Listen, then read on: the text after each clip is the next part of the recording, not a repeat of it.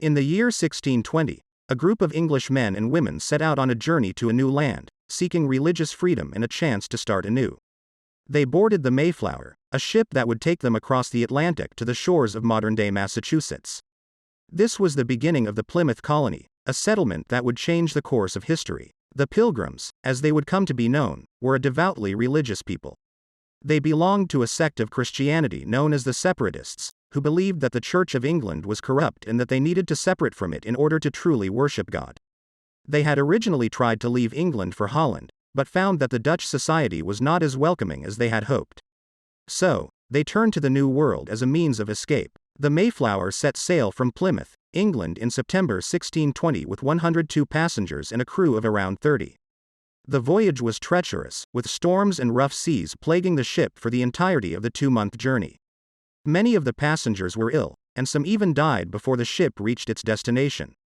But, after 66 days at sea, the Mayflower finally reached the shores of Cape Cod on November 11, 1620. The Pilgrims had intended to settle in the area now known as Virginia, but due to a navigational error, they landed far north of their intended destination.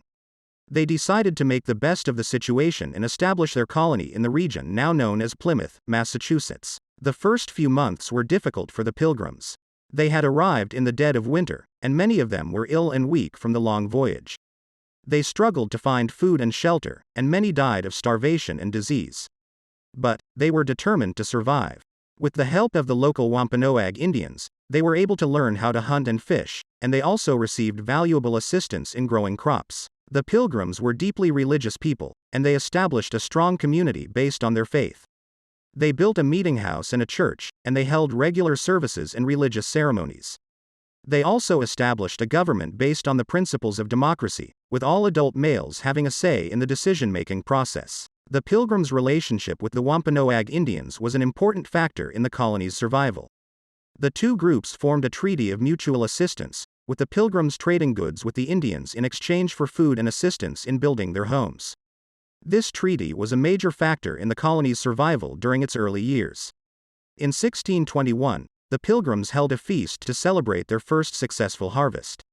They invited their Indian friends to join them, and this event is now known as the First Thanksgiving. This celebration has become an important part of American culture, and it continues to be celebrated today. The Plymouth Colony continued to grow and prosper over the next few years.